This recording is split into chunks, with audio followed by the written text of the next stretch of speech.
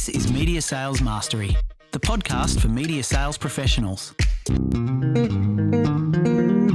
In each episode, we bring you information, insights, and ideas from some of the industry's top thought leaders. Connect with us to help pick the topic and guide the show. This is Media Sales Mastery, the podcast for landscape architects and industrial engineers. No, that is not us. It is for media sales professionals. I'm your host, Jamie Wood. There is a reason I did that. Our topic today is all around crafting killer client creative. That's right. Crafting killer client creative. Just rolls off the tongue with the alliteration there. When you are selling media, particularly direct media, there is a constant tension and a constant trade-off when it comes to the client's creative. Now, in many cases, the client has a very strong motivation to advertise. This is often intrinsically linked to how much they like their own creative. However, clients live in client land. Clients speak the language of the client. Clients think through the perspective of their product teams and of their competitors. And often what happens is a client will deem something to be good creative, but it's actually ineffective creative when we put it to market. Therefore, media sales professionals have a dilemma on their hands. Do we A, placate the client, put the creative to market and take that short-term revenue win and that risk that it is or isn't going to work? Or do we B, have a difficult conversation with the client, slow the deal down and potentially jeopardize the revenue altogether? Neither scenario sounds good to me, but that is okay. We have got just the people here to help you. This is actually the second ever double header episode. I've got two guests and both of them are absolute guns in this field. So joining today is Andrew Sidwell. He's the head of content and experience at Third Space, the content company, and a former colleague and good friend of mine, Mr. Michael Dargan, the head of creative at ARN. I'm a little under the weather after a big week of client trips and client concerts. The first world problems are really high here at the moment. My voice is a little tired, but these guys give me a lot of energy and this is a topic I love talking about, so I'm pumped to get into it. The first five. Welcome, gents. Great to have you both on. G'day, mate. G'day. When I approached you both about this, there was an initial reluctance. I remember we were having a chat on LinkedIn because we didn't just want to do another podcast shitting all over creative, did we? Is it fair to say, though, for many media sales professionals that effective client creative is actually quite hard to achieve? What do you reckon, Bag? Yeah. Shots fired straight up. I reckon that creative should never be effective for the client. Okay, controversial opinion. Yeah, straight up. It should be effective for the audience, right? And that, I know it sounds like, oh, the Bag's a basic bitch. But your words. I reckon behind it hides the real issue. Are you making campaigns for the client or are you making it for the audience? And too much of the time in media, even agency, we just get, we get stuck in thinking about what the client's going to approve, what the client's going to, like. But ultimately, at the end of the day, who's the audience and how different are they from the client? And then how is your creative being evaluated through the approval process by whom and how? So I reckon for me, I've got some kind of thoughts about what is effective for the audiences, but I'm pretty keen to hear what Dogsy has to say about the topic. So am I, mate. What do you reckon, Dogs? Yeah, listen, like to me, when I kind of was to go to your first point about, shitting on bad creative, I think that's done far too much across the industry. And soon as I saw, let's do a podcast around, talking about what makes bad creative, it makes me go, I enjoy the fact that people are out there crafting, giving it a crack, because every piece of bad creative always lead to, great stuff. I can think of some of the stuff that I produced, in my time and it's probably absolute garbage, but it's led to bigger and different ways of thinking. To me, when you're talking about the effectiveness or sales professionals' ability to affect client creative as well, to me it's intertwined with the relationship. Like it's not just the trust that for the sales professional, but it's also the trust that the agency and the client actually has in the channel as well. Like a great sales rep would have hopefully answered a lot of the questions that they had around the channel, which would probably allow clients to feel a lot more brave by the time they got to the actual creative execution. Yeah, I get that. I mean, I think coming at it from my perspective, I started in direct sales. I was out there selling advertising to SMEs mostly, not having really done anything other than a 20-minute sit down with a creative writer talking about process. And suddenly I'm entrusted to, kind of bring the client's information in and be the conduit between the client and the creative. And I always found it was really that friction point in getting a deal signed off often was getting the client to like the creative was actually like removing a barrier that would actually entice them to then go and sign off on the deal, right?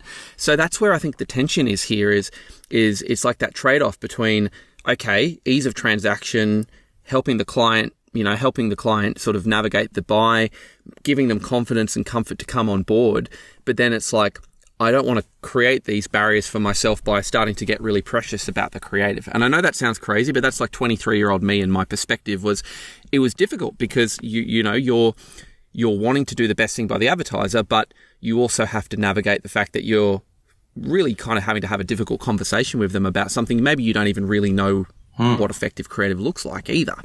So that's the difficult thing for me. I mean, reflecting on that, new reps coming in, when you guys have seen them, do you think that's a common problem that people have? Is that sort of universal, or is that just unique to me? Yeah, I reckon it's universal. And there's some great nuggets in there, right? It's like ultimately what we're talking about is now with the genius of hindsight of being 300 years old and going back thinking when you were 23 and I was a 23-year-old copywriter, thinking I knew the world and, telling reps, nah, you got it wrong, throwing scripts. I'm like Nick Randall, who is a really good mate of mine, but when he was a direct rep, when he came to Fox as direct rep from ANZ marketing, I'd throw his briefs back on his table and just have, this is shit. And I heard later he wanted to punch me out, right? Just obnoxious kind of creative cliched. But what we're talking about is how do you de-risk it for the clients, really? And so that's a good creative's job. Or that's a creative in that kind of environment, not necessarily an agency creative, but coming through the radio direct, like I came through the same thing. What I was accountable for and what we really had to drive was the results register. So I ran the results register, right? So absolutely knowing other campaigns, other categories and other clients, how radios work for them, and also then knowing what you did to make it work for them, right? And so becoming really fusing marketing discipline, fusing behavioral economics, like really starting to understand if you're in radio and medium, understanding how to break physiology of people. So, and that's the creator's responsibility to articulate why this is going to work, why you're confident that will work. And for me, that came from sitting in a room when I was a junior writer, and there was a kind of senior guy who'd been there for years, and hearing him, this is when we had to read our scripts down the phone to the client and fax them across. Hearing him argue with a client where the client was, challenging a part of his script, and his answer was, oh, that's the creative bit. And you're going, mate, these guys are business owners. That's never going to fly. You're going to lose that argument every single time. Yeah. You've got to develop as a creative in media, you've got to develop the business acumen, the small business acumen, the marketing acumen. You've got to be able to think on your feet and pitch that not as a creative concept and it's great and, it's all bells and whistles, but this is going to work because of this and this reason. And I think about, and for a big chunk of my career after those years, that kind of disappeared. Like when you get into this agency brief answering thing, you're not really responsible for the results. Like what we know from that space is the medium gets blamed rather than just the individual kind of campaign, like radio or whatever gets blamed. But that is the fundamentals of you've got to know what levers to pull and how to articulate and the reason why to instill confidence in these clients that this will work. And I think of years later when I sat in Media Brains in a digital agency and I was outside the office, the boardroom where Matt Baxter was pitching Coke and they won it, right? So they won the media for Coke and he was standing in front of a screen with a slide that said why this will work. And I was like, fuck yes, that is fucking confidence and, and belief. And it's channeling your inner Matt Baxter, as a creative and knowing every single kind of, aspect to it. And even like, I came across something the other day, which was I was writing something for a friend, and I was reading a research study on e-learning, and it was the media used in e-learning, and it was these experts had done this study in like 2005, and then they've been continually to do it. And what they found is that the brain, the cognitive working memory in the brain gets overloaded when people are trying to be taught something through words and text. So those two things don't go together. But you think about so many of the visual ads on, on TV or whatever it is, and you go, mate, I would never have learned this if I wasn't working on an e-learning brief. And I've been doing this in my ads because something like the brain processes text at like 300 words a minute, but speech is like 140 words a minute. Yeah. So you got, and what the professors said, it was like it forces cognitive overload of the working memory. So nothing's going to retain then, right? So as a creative, you've got to kind of, how do I make it easier for the audience to be actually, receive this message, one, cut through, receive it, deliver it, land it, and, and then move on. And if you're a creative who doesn't have that, vocab, fucking develop it quick. That's interesting, even just what you started talking about there of just having a level of commercial and business acumen and actually being able to articulate and connect what it is the creative does to somebody who is a small business owner who lives their world. What about you, Doug? Like you've got reps at the coalface, they're coming in with briefs, they're creating campaigns? Yes. Yeah, absolutely. So to me, one of the biggest things as well with sales rep and around creativity, and it's workshops that I've been running at ARN for a little while now, is around helping some of the sales guys understand what creative qualities they have and actually how they bring that to the table when they're in those environments. Like, I think it was Bag that said many years ago to me that every single time we go into a brainstorm and a sales rep delivers us a brief into the room, by the time we walk out of that room and the door closes, what happened or what took place in that room has you've already won or lost that brief based on the idea that was generated in that room. And sometimes you get sales reps who, want to be heavily involved in that creative process. However, probably shouldn't be. And then at other points in time, you've got these incredible sales reps that understand how to pull a brief apart and deliver it into a room full of creative people who are just sitting there ready to kind of throw ideas around, and knowing that they can play a role in it versus other sales rep knowing how that they need to probably step aside and know when to kind of float back into that environment as well. And that goes right through to the pitch as well. That, you will have sales reps that feel more comfortable out there talking potentially a rate position, and you're going to have other sales reps out there who are far more interested in talking around the idea. Dan O'Callaghan is one that comes to mind for me, who is just an incredibly passionate salesperson, but he loves talking around the idea and he loves being, really kind of involved in it at a deep level as well. And so it's a skill that for him as a creative, you can kind of go into a pitch environment and you know the role that you're going to play is probably a little bit more supportive, as opposed to kind of delivering the idea itself, because he's very comfortable in that space versus, you've got other sales reps where, you know that you're going to have to be the one that is going to have to take a client through the actual idea from start to finish as well.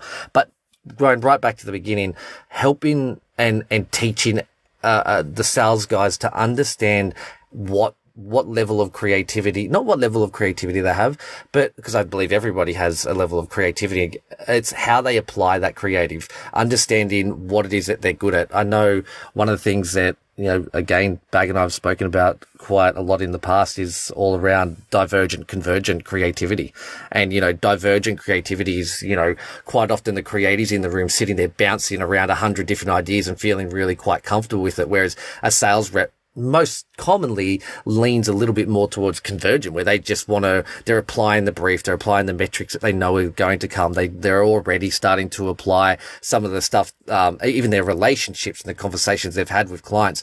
So they already want to kind of steer and shape the idea before it's even had a chance to kind of, be, to, I guess, evolve to its, full potential. I totally hear that. I think particularly in the brainstorming scenario, but I'm sure just in the creative process, it's really easy for a rep who's taken all this objective information, has this very objective view of what they know they need to put back to the client in order to secure the revenue, to then kind of go and indulge this divergent kind of thinking and to go in blue sky. You can see them almost just innately wanting to bring it back to, let's just get to what it is that's going to actually help us persuade that client to come on.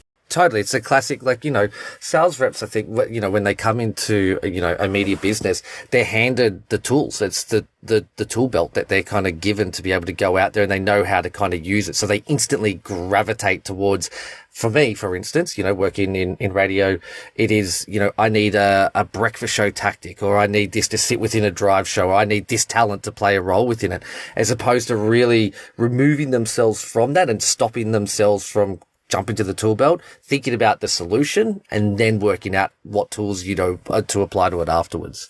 Yeah, that's a really good call. I mean, well, let's jump into the main part of this.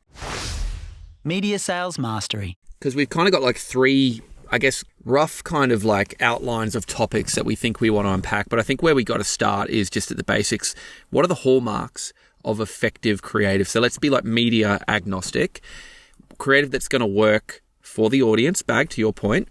What are the hallmarks of that? What are the things that you go, if I'm going to put my name against this piece of creative, and I'm going to send a rep off to go and pitch that to their client and persuade them that this is going to work, what do you need to have there to be comfortable and confident before you pass that work over? The old kind of rules are still at play, right? It's got to have a single-minded proposition. It has to be really kind of simple, or, the salience thing. Like it has to be really kind of, the audience has to be able to, when they engage with it, they have to kind of grasp the concept. I think all of the stuff that Ritson and John Evans from System 1 talk about is so unbelievably true, right? So it has to have kind of distinctive brand assets, unexpected in some way. It has to pull an emotion. It has to figure out what emotional job it has to do. And it has to be really clear in what it's asking of the audience from an action point of view, what it wants them to do. Plus it also, the behind the scenes work has to be done. You have to know how you're measuring it, what is the goal and role of this piece of creative. And then how are you going to measure that, and how realistic is that? Yeah, that's the thing with the System 1 stuff. Are you following System 1 and into the... No, I need to get on that. So John hosts the, is it Uncensored, CMO, podcast. So he did the great one with Ritson at the end of the year, video as well. It's a video podcast. So System 1 is they've been measuring ads. It's an incredible, ad testing, company. And they've been testing ads for probably 10 years, a bank of incredible ads. But the key thing that, when he was talking to Ritson about is that they have like a 5-star kind of ranking system with 5 different criteria. So I think, distinctive brand assets, and it is long and short. So there's the brand building component of it, and then there is the short-term kind of response aspect to it. But they can now tie it to market share. So if you pre-test your creative, or you pre-test your concept with them, and Tourism Australia did, so the Ruby campaign, the brilliant, animated animal campaign, they all the way through their process, they were testing it with System 1. I think it ended up at a 5-star, ranking. So I think it is 6 stars, but each star ranking that you increase equals, I think it's 1 or 2% market share. So from a CMO perspective, you can tie creative concept testing to expected outcomes. So I think that's understand, if you go and look at those elements, they're kind of in conflict with what I had this discussion and even a bit of a creative fight with Rob, who owns the agency that I'm working at, when I was talking about we've got to start using System 1. This was last week, and he's like, and this was hot off the back of a conversation where he was going, we've got to be accountable this year. And it's a real focus with, with budgets, you got to make yourself accountable. So yeah, we should be looking at System 1 because, their stuff's incredible. And then it was like, oh yeah, look, talk to so-and-so creative director, and I'll tell you the reason why ad pre-testing doesn't work. And you're kind of going, yeah, maybe 60 years ago or whatever, 5 years ago, but that technology and those processes have improved. So why wouldn't we be learning from over here and going, because those things are really obviously jingles and mnemonics and, characters, all those things, distinctive brand assets, they all contribute to, an ad success. So yeah, I think there's probably the baseline of the fundamentals, and then some other variables that Dargs is going to tell us all about now. Well, I was going to say, before he does that, I'm going to put a link to System 1 in the show notes, and then I'm going to retroactively charge them for the 3-minute live read for them you just did in my podcast. I'm going to charge you for the introduction, so Omar, and if you get any kickbacks and gigs from this. Man, it's the circular backslap economy. No, but it's fascinating. It's fascinating, and I'm not being facetious. It's actually fascinating seeing the art and science converge like that, right? Like, it's so interesting because so much of it has been gut feel. And Dargs, I know I was going to sort of ask you the question of effective creative, but as Bag was talking, it made me just think about the dynamic that used to play out often when you and I would collaborate, which is, here's the idea that we know is fantastic, and it's probably more in the agency space, if I'm honest. Here's the idea that we know is fantastic. Here's the way this agency likes to buy. Here's the way they like to be pitched to. Here's all the criteria we need to tick off. And sometimes it's like we got to kind of retrofit a solution to almost like a predefined playbook that we just know that is going to maximize our chance of winning the response. How do you reconcile with those two things? Because that's always been one that's been difficult for me to balance. That is a big challenge, especially when, we know the role we play. We know our place. Like when a brief kind of comes to us, it has gone through probably, rounds and rounds of strategy. Everything has probably been chewed on so many different times. And by the time we kind of get to it, I've probably taught myself over a long period of time now just to instantly kind of, I see solutions. I see the end game. I can hear a campaign. And for me, it's all about, how do I backtrack that idea? What are the pathways that I kind of took to develop that idea? And then how do I articulate that or bring a client on that journey as well? One of the best things that you can do when pitching any form of creative to a client is to take them on that journey as to how you got there, but also tell them a little bit about the ideas that hit the cutting room floor, the ones that aren't actually going ahead as well. Okay, yeah. And because they're the ones that allowed you to pivot and kind of find your way to something really good. For me, when you're talking about, also go back to what you were saying before around the telltale signs of, great creative, Bag kind of touched on it really quickly there, but it's when you're in a brainstorm and when you're in that room, there's this infectious energy, I think, when a great idea or a great concept kind of hits the floor in the room. And, Jamie, we've been in rooms together before in the past, and you can see an idea and you go, hang on a second, there's something really in that. And yep. I think that as an industry, we very much are about how many different ideas we can all produce. And I think there's not a lot of building on ideas that kind of take place in that environment. So for me, one of the biggest telltale signs there is if you get a moment of like silence or the room just kind of sits with an idea for, a period of time, that to me is the kind of the view that there's going to be a great idea at the end of it. Can I jump on that? Because I think that's that's a really great point. And Doug's and I have been in rooms where just gold's cracked open. I'm thinking of the Coca-Cola, name song. Yeah. The invite for all the Coca-Cola, when they first did the names, we got the brief and it was like, share a Coke with a mate. And we kind of, one of the guys in the room, Murray, went, hang on, this is an invite. They're missing the invite phase. And so the room came up with we'll make 130 songs for each one of those names on the cans. Cool. Right? Yeah, nice. And it just smashed it and we won it. But, there was a safe room. I think that's the key point I want to make. You have to teach people because, I've been listening to Belonging, the Owen Eastwood book, which is just beautiful. And he talks about the difference between, individualist society like we are in the West and then collective society like the Islanders, like the Japanese culture, right? Where it is, you're doing it for the group, the family, right? And so, and we've become more individualist. So when you go into those rooms, you know that there's people who want to try and prove themselves. And that's great. But what they kind of lack from a self-awareness perspective is the ability to kind of take breath and see magnificence in other people's work. Yeah. And that is the true, like I know my good mate Wade Kingsley bangs on about brainstorming is bullshit and, that's IP and he makes his living from it. But, I challenge it. If you set up a room and you know how to make a room safe and people and from a sheer kind of volume point of view, and you understand transactional analysis. So, TA today, the 3 different ego states that humans have, parent, adult, child, and that they mirror the phases of a good brainstorm. Is like you need the adult, the facts and logic to do the brief. You need the child curiosity to do the creativity, and you need the parent judgmental bit to fucking kill off the shit. Oh, I love that. And so, that what Doug's talking about, it is so gorgeous, but it doesn't happen. That's why you have to cast the rooms and you have to teach people to take them on the journey. This is how we do creative when we get together as it's not a group think session. This is a spark and a build, but you have to put your ego in your pocket or behind the work.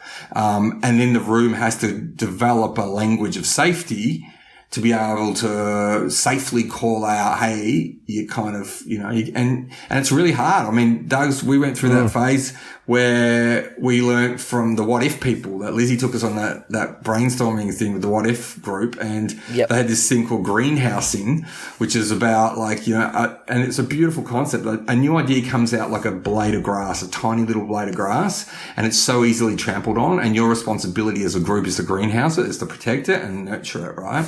And then we came up with this concept as like, well, what people won't do in brainstorms if they're not behaving right is they shit house it. And they trample it. So we wanted to go to Bunnings and buy a plastic toilet seat. They're like $10. And in a brainstorm, if you started shit housing, we wanted to make you wear the toilet seat. We never executed on that. It was I do remember that. I don't think Jill would have let that one. Yeah.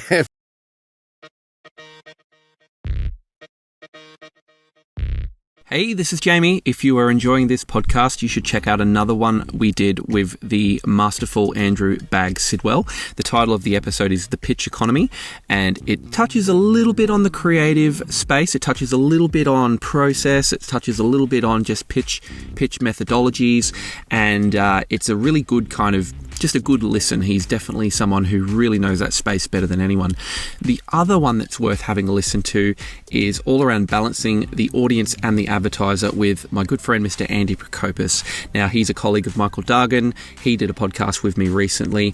Both podcasts are well worth diving into if you haven't already. So that is The Pitch Economy and Balancing or Serving Audience and Advertiser. Check it out in the library now. There's such a point there, sorry, Dogs, but you might agree with this too, but that whole piece around, the inquisitive child and then the parent to bring it into line, it's like the sequencing of that too, like knowing when to step in and be like the arbiter of the idea, knowing when to shut up. And I think that thing about casting the brainstorm, like I love Wade, he's one of my favourite people, but I think I've been in so many brainstorms that you just get good at it. And to your point, you get good at casting it. You go, I can already see the politics that I'm going to enter into the room with. This guy's going to be a dickhead. This person has a massive incentive to want to do that. This person isn't going to have the answers here. So the beauty sometimes is actually just in forecasting that and just creating an environment where you can steer the room. You don't have to moderate it. You just have to be able to have the EQ to go, how do we just make sure this all plays out? One of the biggest things for me, like hearing you say that, I agree. I think that there's nothing more, in my opinion, nothing more potent than a great brainstorming environment where everybody is in there building on solutions.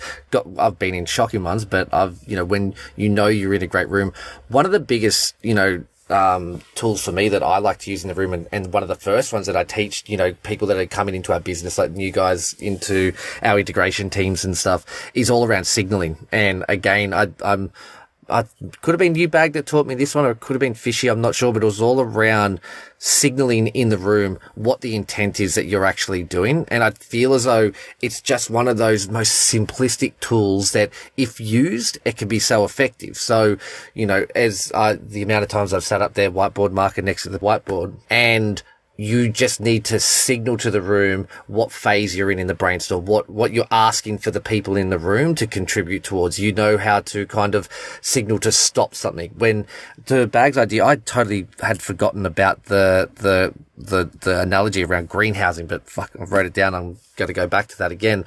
But to me, one of the biggest things is making sure that when somebody drops an idea into a room, we allow it the time and the space to kind of be built out into an actual creative solution as well. Because to me, you know, the easiest, and the way I talk about it with my guys is, you know, an idea can't be executed. An idea is just something that's dropped into the room, but you can't execute an idea. It hasn't got enough meat on the bones. It hasn't gone through the right process to be able to be delivered upon. So you haven't productized it.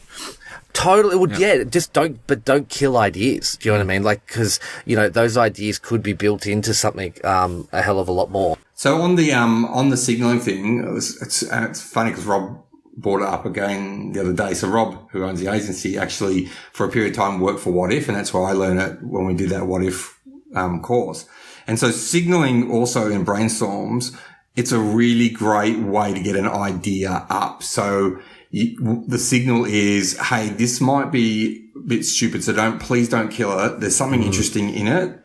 I'm just going to say it. And then you say it. And by signaling that way, you'd have to be a real dick then just to carve it up in a room. So, and that's another technique you use when there's a bit of a hostile room as well, is that kind of, you know, it's like, it is a vulnerability, right? And putting ideas in a room of people that you might not know. So when new people come in, it's you're incredibly vulnerable then, right? You're putting yourself out there. So again, to the belonging stuff in Owen Eastwood's, like, how do you create safety and give those cues that it's okay to be here? And so that's teaching those techniques like signaling is super critical, as you bring people on board. And you as a leader in that room, you have to model those behavior. And there's times, you know, like hundreds of people tell you how much of a dick I've been in rooms. And that's because I've gone in, not being present, million things on the page, and no one's going to be good in a brainstorm or an idea session if you drag in your inbox with you. So you do have to do that kind of, you know, just be present and try and separate 5 minutes before going in, or, you know, like you're fighting the gap. I'm sure I actually had a listen to the audiobook, The Third Space, over the break. Doug's, I think you got that onto me around not only transitioning from your work life to your home life, but just transitioning through these moments in your day. And I have to say, like, in the role I'm in now, the biggest thing for me, I'm not struggling with, but I'm just finding it really interesting, is just the mental agility required in a day. You'll go from an operational meeting to a pricing meeting to a client meeting to dealing with a personnel issue to dealing with a strategy thing to dealing with a collaborative session, and just being able to kind of move through those things but not bring the baggage, the emotional baggage or the emotional weight of that, and also being present in the room and not thinking about the next thing you're walking into. Do you meditate? No, I have like these little micro rituals. Like, a lot of it to me is sort of deep breathing. But I've got these little things that what the book does, which is really cool, is it actually just shows you the things you're already doing and just unearths them. So for me, this sounds really weird and I'm going off on a massive tangent, but when I play music, I never realized, but my transition phase is I wash my hands, because when you wash your hands, you're instructed to do it before you play the guitar or the bass, because it prolongs your string life. But it's actually my way of going, I'm going to be creative now. I'm going to go, like, I'm moving into this creative space. So a lot of it's that, which is really weird. Going into a brainstorm, I go and wash my hands. It sounds weird. It just works. It flicks a switch in the brain. Can I tell you, it actually isn't. So and I'll tell you a story. So there's a guy called Josh Wasgen, and he wrote a book called The Art of Learning. The movie Looking for Bobby Fischer was, his dad wrote it about him. So he was a junior chess champion that was based upon him. And so Josh Wasgen got to the, you know, top stages of chess when he was a kid, got out of it and got into this martial art called push hands, which is the martial art form of Tai Chi.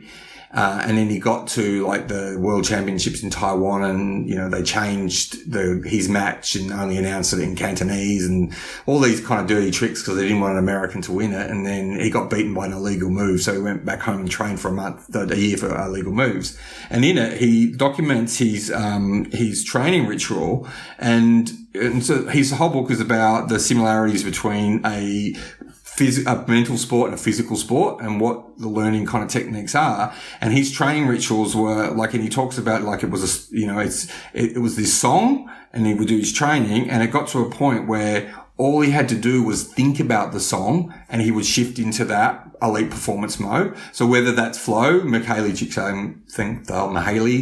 flow state, that's exactly what you're doing, right? Is you know those kind of the sequencing that gets you into this performative state, and then over time you've honed it and honed it and honed it and honed it. Same with meditation. Like I meditate to an Indian classical album that I only ever kind of need the first song for, and now, you know, when I hear that first note of the pan flute, I'm just like, you're already there. Wow, everything changes, yeah, and my breathing changes. So it's what you're talking about is 100% connected to mastery and creativity and all those aspects, because these are.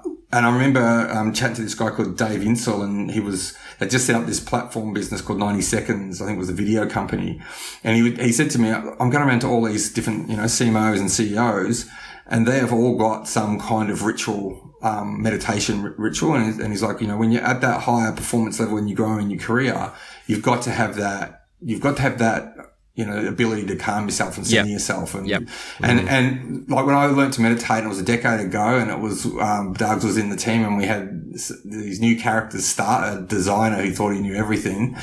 And I was meditating, and he was like really irritating me.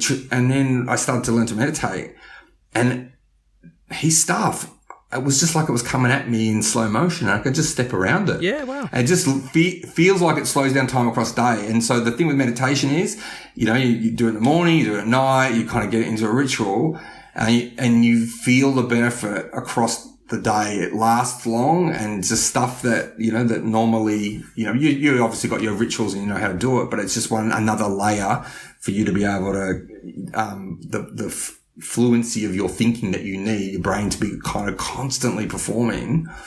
But yeah, all the tools in your arsenal, you know, good night's sleep, good diet, all those things, that's absolute elite performance for what you do. Yeah, good night sleep. Like just to hone on that, I think that is just so important. And to me, that is, you know, that I really struggle, and I've spoken about this before with you, Bag. Like to me, I feel as though we live in a very sprint environment, but we're expected to kind of be marathon runners. And, you know, it's really important that you kind of, you know, change your behaviors to suit and understand that every single day you're running sprints within sprints within sprints, but you got to be able to give yourself those micro breaks. So for me, I've tried, and, you know, we've spoken about this for years now around meditating, and I try and I dip in, I get as far into it as I can. But then what I realize is, for me, it is about these consistent and methodical distractions that I allow myself throughout the day. So I know, for instance, I will sprint at a piece of work, and I will go kind of really deep into it. But then when I'm done, I'm exhausted. And what I'll reward myself, and it could be jump onto YouTube and watch a piece of content or a music video or something like that. And it's a reward and a rest and getting ready to kind of go again. You know, it's rather than trying to sprint the entire day out, because every time I try to do that and I back myself with brainstorm after brainstorm after brainstorm, no one's getting the best out of me by the end of the day whatsoever. That's it, man. And it's also like, I think you're an interval trainer with that. Like it's the decompression phase as well, and just taking things in the funnel. Hey, let's jump into this next thing, because this is probably the point where we're going to get a bit more practical and tactical. And this is around managing some of those conversations, those pointier conversations with clients. So, and let's do it from the perspective of a client who maybe might not be particularly familiar with your medium and or just with creative advertising, creative material in general. You know, they're running a business or they're in a function of the business. What's been your approach to getting across your point of view when you've got an idea that you really believe is a piece of work that is going to work? The client isn't necessarily on board, or they might be hanging on certain things that are really important to them that actually don't connect at all with the audience. What are some of those kind of techniques that people can use in those scenarios to make sure that they can obviously bring the client around to that way of thinking, and almost save the client from themselves, but obviously without jeopardizing the relationship or revenue or anything. So it's a big question, a lot to unpack. But Doug's, do you kind of get what I mean? It's sort of like absolutely. Yeah. Like I think Bag kind of touched on it earlier as well. Just like one of the biggest things for me is, especially when you're dealing with more those, pointy conversational, pointy questions around it, is I really try to avoid using words like I feel or, I think that this is the better way to do it. And you've really got to teach yourself, how can you articulate your creative opinion and anchoring it back to something that's tangible, that, that is part of the success metrics that you've agreed to kind of up front. And that to me is like always the way that you can start to move the conversation around being subjective. And you can kind of go, if we were to take this approach, here is the impact that this could have on this campaign. Is it sort of like almost removing your own personal bias, or like not speaking from a first person perspective? Is that what you mean, or is it? Yeah, totally. Like like that's one of the things that we'll touch on earlier about, like when you walk into any kind of brainstorm or any kind of pitch, it is about leaving your bias behind. I see bias come into rooms constantly every day, and there's nothing more frustrating when I kind of see that happen. But yeah, to me, again, it is just trying to remove that level of personal bias that you may have towards it, but also, like I said, going back to what are the success metrics that you've kind of agreed on up front, and therefore how do you kind of anchor your creativity into those, and know that if a client wants to deviate from that, what is the impact that it's actually going to have on the end result of the campaign? Yeah, I hear what you mean. And so when you say bias, and Bag, I can see you sort of looking along here too, but when you say bias, what are some of those inherent client biases? Like, if you were to group together in the totality of both your respective careers, interacting with clients, how does client bias manifest when it comes to creative? What are the things that they typically are very precious about or hang on to, or seem to think are quite important that actually might not be? Any thoughts on that, Bag? Anything that comes to mind immediately? No, because I don't really think that. And that was, I'll flip back to the actual question around, what do you do in that moment, right? When a piece of creative is not landed, that you believe in it, it's not landing, and you see it and they're rejecting it for whatever reason that they've got, I find it really hard in that moment to think that you're going to woo them back. Because you're part of what you have to do is evaluate. And I remember doing this through when we're making Decoding Genius, the podcast, and the first thing that we sent across to the client was the music we're going to use. And Alex had composed it, and we were really happy with it. And they were like, it sounds too dark.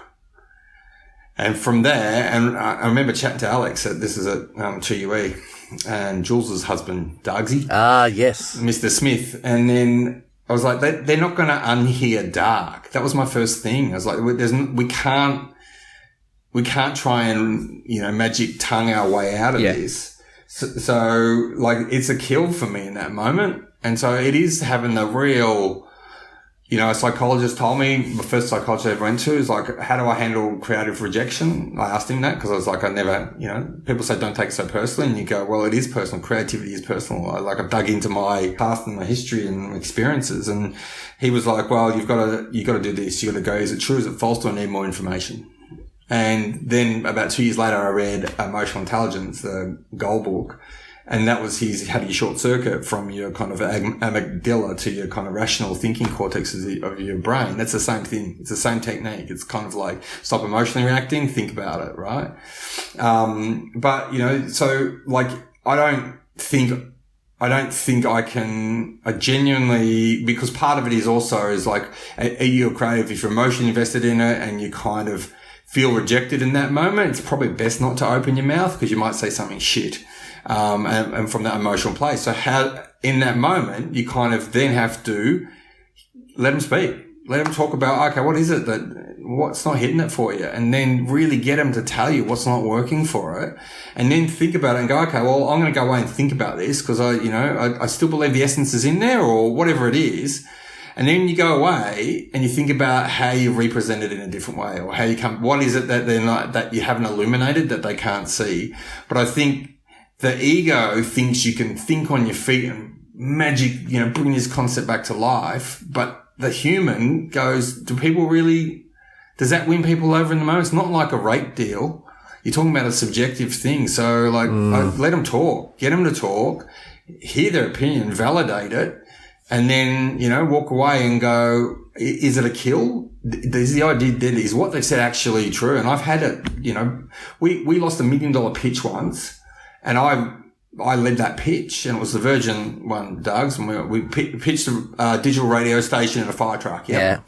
And we didn't even get the shortlist, and we thought we had it in the bag. And we got the feedback. The reason why was from a client perspective. They looked at it and they thought they would have to do too much work. Oh. And you were like, fuck yeah, that's exactly right. We should have lost it. We shouldn't. And so for the next time, we obviously got smarter.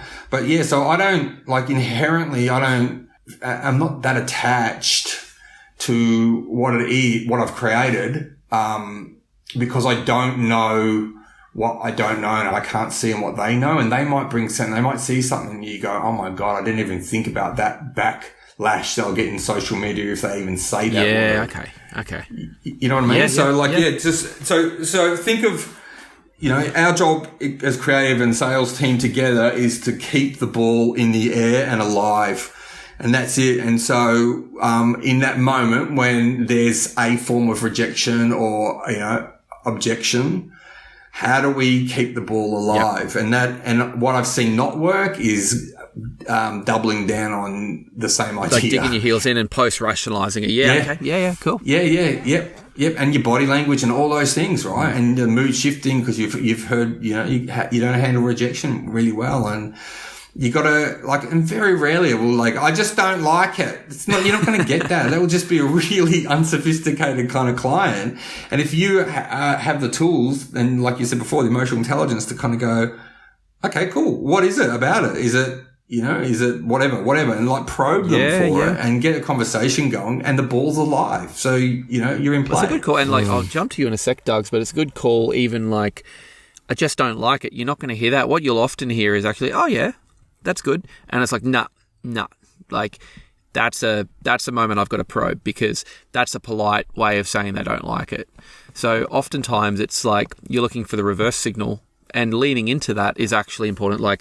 Scrutinizing that, being cynical about, do they really love it, or do they actually just not want to hurt our feelings? Yeah, well, you could be ballsy there, and you could go, I don't really want good, I want great. How can we make it great for you? Yeah, good call. Right? Great. And one of the things that I kind of really ask myself when you're in that situation as well is, did I give the idea enough room that they could feel involved and part of the actual idea itself? Yeah. So was there enough? Because every single person that you're talking to or pitching the idea to, you need to be able to leave enough space where they can start to see and imagine themselves in that idea and what role they can actually play with it as well. Yeah. And sometimes, if you over-engineer an idea and you don't allow that room or that space in there, I feel as though I've sat similar to what Bag was saying before. Some of the pitches that, I have taken, probably left the room with the feedback that I didn't want to hear and had taken it the most hard, are the ones that I've probably spent the most amount of time, fussing over, really kind of getting every single element of the campaign exactly how I want to see it, exactly how I hear it. Then I pitch it, and you do get the reaction where you don't get the excitement or that same, you're pitching it with such enthusiasm, you don't get that bouncing back towards you. Yeah. It makes you walk out and go, shit, I've over-engineered it, and I haven't probably given them enough, space to be able to play either.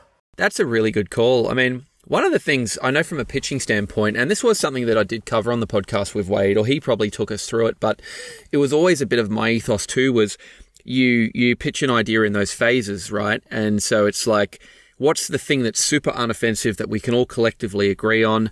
We know that this is the product we need to sell to this person.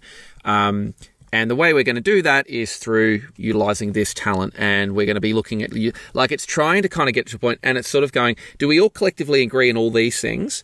Now, when it's time for kind of the final part of the idea, they might go, yeah, look, I don't really like that. Okay, so everything else you like, it's just this last part you don't like. So you can actually go, we don't have to abandon the whole thing. It just might be you don't like that talent, or you don't like that where that lives, or you don't like the tone of that. but the bedrock of the idea and the solution we're all still agreeing on. So we're not going back to the drawing board, we're just tweaking and collaborating. Well, what would we need to change? How could we change it? Could we do this? Well, that's the good rep. I can't remember which workplace I was at, whether it was my last one or 1,500 years ago AD. There's a philosophy that we had was like no to-da moments. Yes. And that was like, so when you're walking into a room to pitch to somebody, there's been a soft pitch going on behind the scene. And the great account managers, I think of Julianne Longano, J-Lo, she was unbelievably good at it. She was like just contracting the client back and forth before, like, and we knew we were walking in with, and still keeping enough powder dry to kind of wow them in the room. Yeah. And so for me, that's in media solutions, that's the excellent account management skill. The elite level is the one who's kind of got that relationship where and it's a fine line, because if you don't have those skills, then you can do it. Then you end up doing it in a way that you're going with the prescribed thing and what the client wants. It is that kind of just that checking and that contracting skill that creatives don't have, and that's what makes a dynamic kind of team work. Absolutely, mate. I think even like just at a real tactical level, like what I remember, maybe more in the radio days, because radio's currency really on a lot of pitches is the idea, right? Like it just is. It's the thing, and it's the way it's sold is often what determines what's the best idea. The best idea might not be the one that's pitched the best in the room. It's the one that you can sell the best. So to your point, Bag, like, yeah, if the fulfillment of this idea causes me to do way more work and creates drag and creates hell for the next 3 months, I don't want to buy that idea, even though I reckon it's great. So I think like those politics are so important. And to me, it's like there's really 2 or 3 critical stages at a rep level where you can really set yourself up for success. And it's uncovering unique information when you interrogate, like uncovering things that your competitors won't, and making sure that that's really like pronounced when you come back in your solution. And the other one is like creating leverage by figuring out what the dynamics of the people you're pitching to and going, who actually holds the influence here? Who in the room, if they endorse this idea, is going to make every other domino fall over with them? And how do we make sure that we go in and de-risk pitching a new concept by giving them enough? It can often be kind of like misconstrued as like, like sales tactics. But to me, I'm just like, no, it's just actually really good strategic selling. It's just understanding the dynamics of selling to a lot of different stakeholders with different objectives and selling in a highly contested, competitive environment. Well, it takes the naivety out of it, right? It takes naivety and the naivety is linked to the subjectiveness that the best idea wins. Well, what's the criteria of best idea?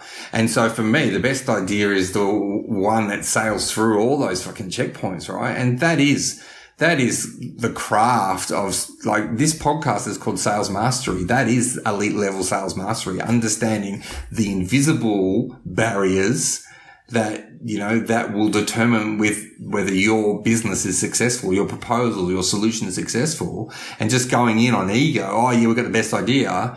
You're a naive kid, right? Like 100% that, if you can see, 4-dimensional chess kind of going on, and you understand that this is, and it's not politics. It is, because that just sounds like, it's just, that's a kind of, there's a negative connotation to the word, isn't there?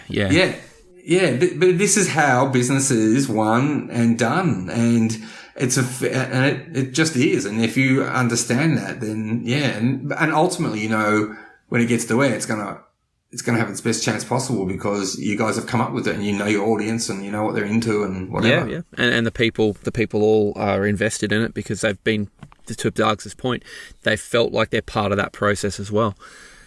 Okay, let's jump into the listener question, guys. I can't ask my sales manager that. Hey Jamie, I work for a major publisher as an agency account director. I'm not sure if it's my portfolio of agencies, my product, or just the way things are, but I'm surprised by how little exposure I get to client creative. In direct sales, I was central to the entire creative process. I worry that when putting my solutions together, the focus is too much on media execution elements, and we neglect the vital role of creative. Any tips for incorporating creative into the discussion? Is this with creative agency, or can I do it with media agency? Just to add a little bit more context to this one, what I'm getting from this is indirect sales, and I would share this, indirect sales you are dealing directly with the advertiser. You are often central to shaping that creative brief, sharing the creative scripts, getting approval, getting it all produced. In agency, you're doing often bigger deals. If there isn't an element of integration, or if it's more of a straight buy, a lot of what you're transacting is actually just media inventory, and you're focusing a lot more on data and different kind of products and whatnot. So I can kind of see that what this person is going is, how do I get more exposure, or how do I use the creative element as a sales tool when I don't feel like I'm naturally afforded those opportunities? Does that make sense to you, Dargs? Yeah, it does. The way I kind of looked at this as well was, from an account director who probably feels as though they have something to offer from a creative point of view, and feels as though they can probably impact the solution from a creative point, but don't have the seat at the table, or aren't involved in the discussion at the right place. And, one of the things for me, I go for this is, account directors sometimes will go, my role in this is purely just to navigate this client through this process, as opposed to going, how can I be involved in it from a creative? And I go, don't wait for permission to be creative. Get in there. What's stopping, I was reading, when I looked at this, I was like, what's stopping this account director from getting involved in that creative process, sending, unsolicited ideas, working out how a campaign could evolve, or, be done in a different way. A long time ago, it was James Bays that once said to me, he challenged me when I was at SCA to build these connections up and impact solutions a little bit more from a content point of view, was to start emailing content directors with ideas that have nothing to do with sales or nothing to do with the commercial output, but it was literally just trying to, build a rapport and have them understand that you are a creative person that they should be bringing into a process much earlier on. And I feel as though I look at, this account director, I go, but, show that passion, don't wait for the permission to be in there. Get on the front foot, show the passion. And then what you'll find is the door will actually open for you, further up, the more that you kind of, put yourself out there for it. What do you think, Bag? Yeah, I saw it a different way. So I saw it as, the process from agency creative, develops a creative, working with, and I saw it inside when I was at Media Brands. So I saw, I think we were a digital agency inside Media Brands, and Initiative had like one of the alcohol brands. And so the creative agency would come in and they'd share their, this is the creative, brand platform, campaign idea. And then the media starts to work out, okay, how are we going to do this? So this person's gone from being at the forefront, the briefing involved, with working with the creators, working with the client, to 3 steps back from it, and just in what turns up as a briefing, and they haven't seen any of that development process happen. So I think the value exchange has to be, they have to kind of articulate why it's important for them to be a part of that process, what value, not them as the individual, but them as the representative of their media company, by sharing that creative idea with us earlier. We can, build whatever solutions, but, I genuinely think there's a cynic in me, and so many times in radio and stereo, every new sales director would, and they get some strategist from an agency coming in, full-time or consulting, going, you've got to get into the creative shops. That's where the decision's being made, right? And you kind of go, it never works. They don't want to hear from you. They don't, what do you bring to the table? That is their, credentials. That is their currency. That is you just, seriously, you're like that great quote from Bond. You're a kite in the hurricane, Mr. Bond. What is your role at the table? What do you want to be in there for? Understand how money moves and the business works and the creative impacts. And then if it is valuable enough for them as creative agency, them as a client, then go forward and put your pitch forward. But it sounds like I used to be this important person and I don't get that now. So I would really question yourself to go, well, what are you, not as the individual, but what is you as the representative of your organization going to bring to the table that's going to change the way that this campaign's been developed by, you know, some pretty goddamn good people who know their shit. So I think you're trying to, it just feels like backdoor your way into more revenue through this secret magic fantasy connection of, we're going to unlock the creative agency world and the rivers of gold are going to come to our business, and it just doesn't work. Maybe I'm cynical, but it's like, we've got to get into the creative. I'm just like, do you think you're the first person to ever have that idea? Like, I reckon I get pitched 100%. That idea 4,000 times every year. And it's funny, we've all got a different perspective on this. And this person submitted this via LinkedIn, and thank you for doing it, because I can understand it because I lived this as well. So I moved from direct to agency, and I definitely went, wow, stark contrast. And even in out of home, I'm probably, even as a sales director, I'm going, there's a different style of how you sell out of home to other platforms, right? And creativity is definitely part of it, but it is not as much of a part of it as maybe it was in other roles I've been in. But the one thing I'd say to this person that is really worth thinking about is, you've got different environments and different formats and different products. You don't have to be designing the creative that's going to go to market, but you could use creative mocks to sell the products. So I'll give an example in out of home, right? We have retail media, we have street furniture, we have large format digital, we have offices, we have airports. We have all these different formats. And I could speak to you objectively all day about the benefits of all of them and the features and how the product works and how the audience is different and what the format does. Or I could create a beautiful suite of visual assets that show exactly what it does and how beautiful a brand looks on all the environments and how they all look beautiful together. Right. And it makes my job a hell of a lot easier because I literally don't have to create any real subjective value. It's already there. They can see how beautiful their brand looks. So maybe for this person, you know, there's a gem there with all three of us, which is going, we get it. Everyone likes to be part of the creative process. Like, I know some people, you know, that really enjoy just the collaborative nature, and they just love being close to the idea machine and being in a room with two charismatic idea generators like yourself. I'm sure that'd be very appealing. So I think this person's probably just acclimatizing to a new world as well. Yeah, and just on your point, right? That's a really, because just it stirred up when we introduced all the different length, you know, the triple treats dargs, all those different length ads, and we kept them to ourselves, like 3 10-seconders for an ad break, right? And they weren't about 10-second ads. It was about what we did as kind of creatives, and what I saw our role is educate them how to use your surfaces differently.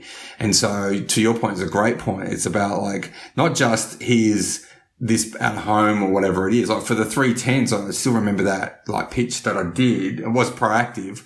It was to, like, one of the quit cigarette people.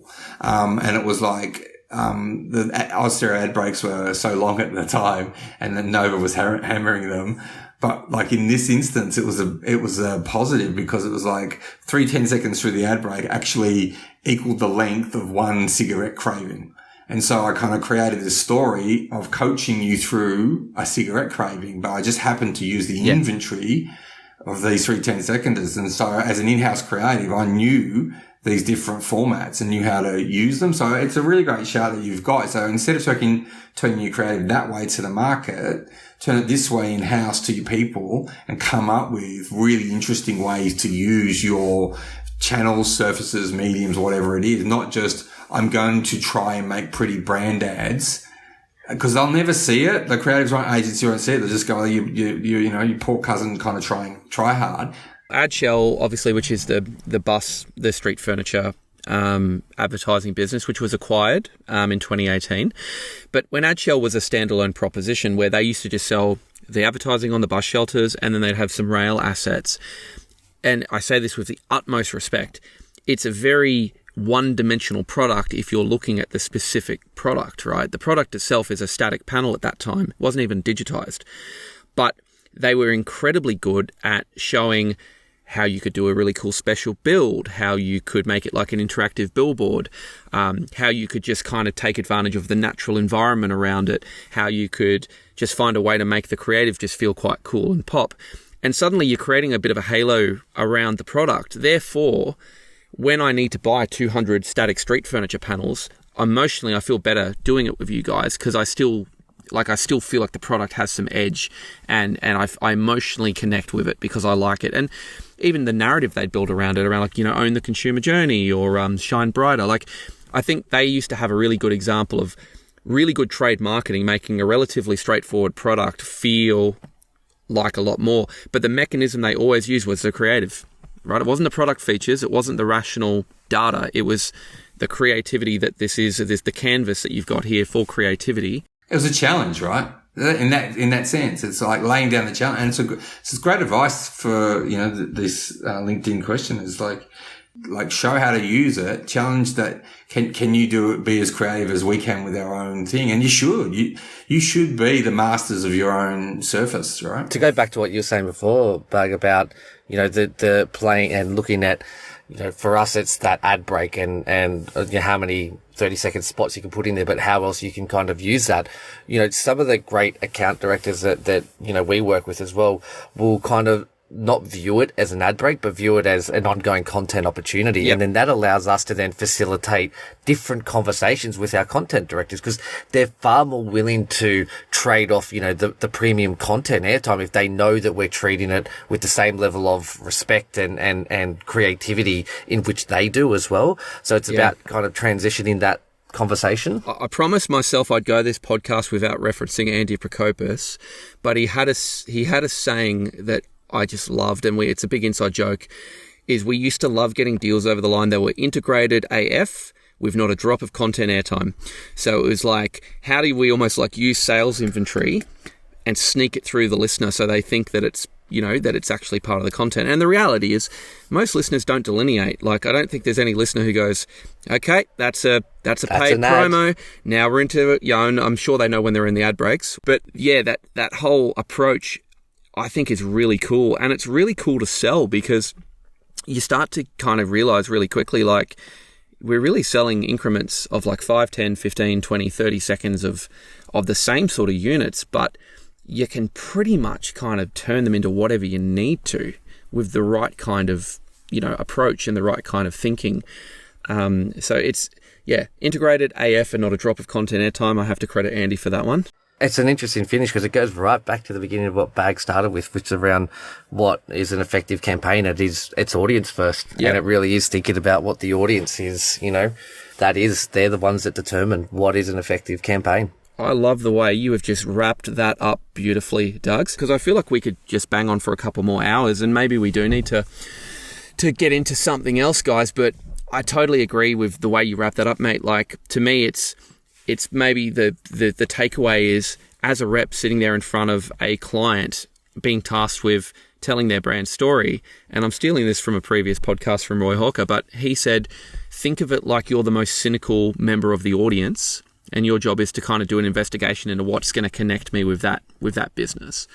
And being a family-owned business around for 30 years, we know all those tropes, but going in with that approach of just trying to go, what actually is going to compel this audience to connect with this brand?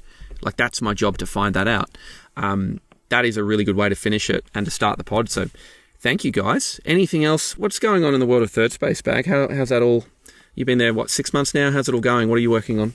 I'm working on a very cool alcohol-free importer curator called Vinzero, and they've got a whole bunch of great alcohol-free wines. And we've just done a campaign with the president of Sommelier Australia, a lady called Sarah Andrew, who's advocating for no and low alcohols in hospitality, for the reasons of, you know, the growing trend for diners at the table, not people being left out, inclusive. And as a 20-year non-drinker, and Third Space is a purpose-led agency, I feel like all of my, you know, my own purpose has kind of sunk itself into this campaign. But what I also like what she's doing is she's really advocating for the mental health of hospitality workers, because you don't think about sommeliers struggling with alcohol, addiction, and I mean, obviously chefs is a well-known fact,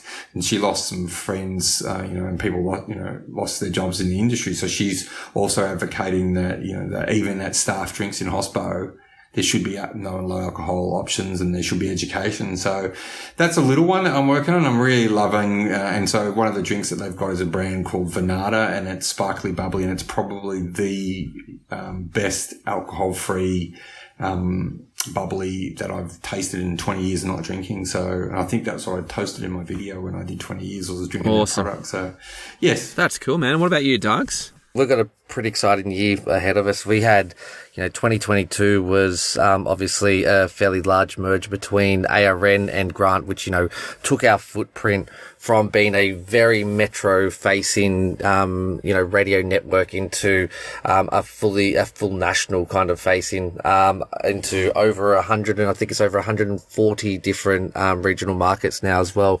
And, with that, the ability to kind of take a lot of the learnings that, we've kind of we've learned from a metro point of view and start to apply those out regionally as well. The other exciting thing that we've got this year is Vanessa Hunt has joined our business as well.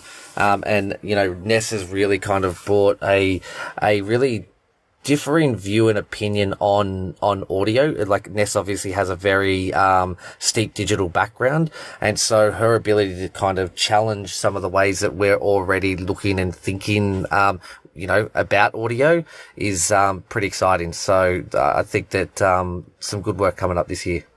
Love it, guys. Well, hey, it's always a pleasure to speak to each of you individually, but to get us all together has been a real treat tonight, guys. So thank you for making the time. Let's do it again soon, hey? Thanks, Jamie. Cheers, man.